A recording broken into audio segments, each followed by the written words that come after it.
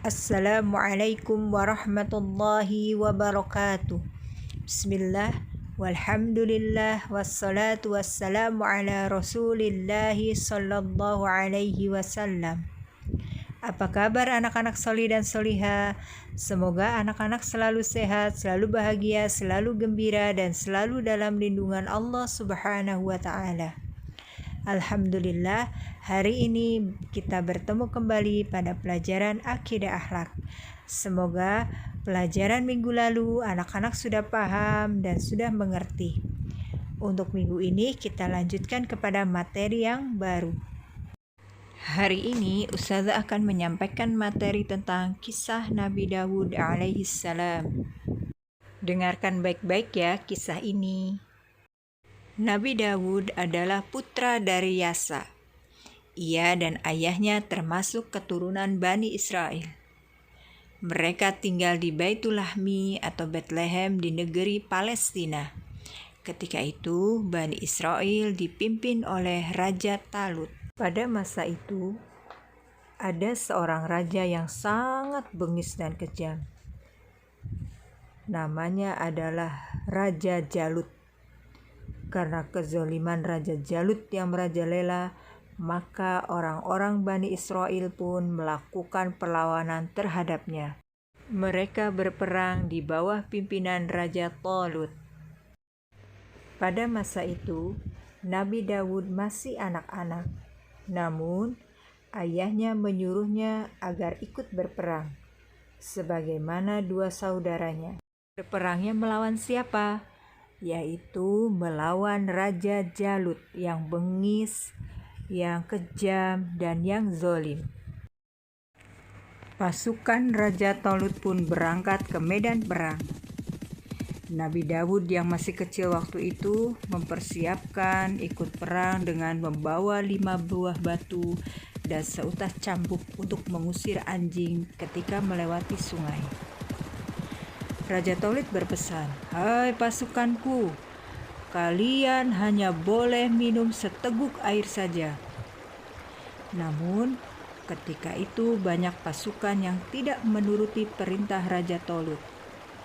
Mereka meminum air sungai secara berlebihan, sehingga tidak kuat dan takut pergi berperang.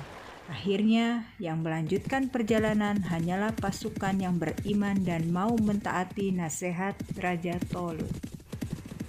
Pasukan Raja Talut dan pasukan Raja Jalut pun bertemu. Peperangan pun terjadi antara kedua pasukan. Raja Jalut maju ke depan pasukan dengan angkuhnya dan menantang duel. Daud kecil pun tampil ke depan. Ia meladeni tantangan Raja Jalut. Raja Jalut tertawa terbahak-bahak, hahaha, melihat anak kecil ingin menghadapi dirinya. Daud tidaklah berkecil hati, keduanya pun bertarung. Daud mengayunkan cambuknya hingga melilit leher Jalut, sehingga raja itu terpelanting dari atas kudanya. Nabi Daud langsung melemparkan batu-batunya hingga mengenai tubuh Raja Jalut. Melihat Raja Jalut tidak berdaya, Nabi Daud langsung menyerang raja itu dengan penuh keberanian. Seketika itu kalahlah raja yang kejam dan zalim itu, sehingga pasukannya banyak yang melarikan diri. Pasukan Raja Talut bergembira atas kemenangan itu. Mereka bahkan kagum akan keberanian Daud kecil. Sejak saat itu, Talut menjadi raja yang bijaksana bagi Bani Israel hingga akhir hayatnya. Dan setelah Raja Talut meninggal dunia, ia pun digantikan oleh Nabi Dawud. Setelah sekian waktu berlalu, Allah mengangkat Daud alaihissalam sebagai nabi dan rasul utusannya untuk membimbing Bani Israel agar beribadah kepada Allah semata. Allah mewahyukan berupa kitab Zabur kepada Nabi Daud alaihissalam menjadi nabi dan rasul sekaligus menjadi raja bagi kaum Bani Israel.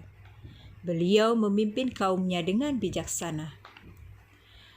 Selain dianugerahi kitab Zabur, Nabi Daud juga diberi mukjizat oleh Allah untuk menjadi bukti bahwa dirinya benar-benar seorang nabi dan rasul. Di antara mukjizat Nabi Daud alaihissalam adalah suaranya yang sangat merdu. Selain itu juga dapat melunakkan besi dengan hanya menggunakan tangannya sendiri. Dari kisah Nabi Daud alaihissalam ini, ada beberapa pelajaran yang dapat kita ambil. Yang pertama, kebatilan pasti akan dikalahkan oleh kebenaran. Yang kedua, jangan pernah takut untuk menegakkan kebenaran karena Allah selalu berpihak pada yang benar. Ketiga, perintah pemimpin haruslah ditaati selama tidak bertentangan dengan hukum Allah.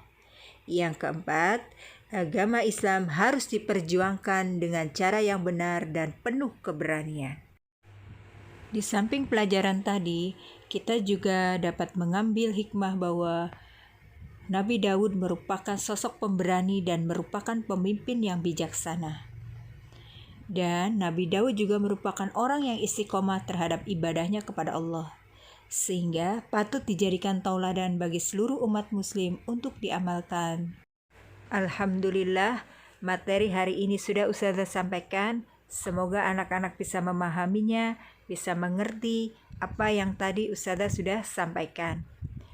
Kita tutup pertemuan hari ini dengan sama-sama membaca doa kafaratul majlis. Subhanakallahumma wa bihamdika asyhadu an la ilaha illa anta astaghfiruka wa atubu ilaik. Assalamualaikum warahmatullahi wabarakatuh.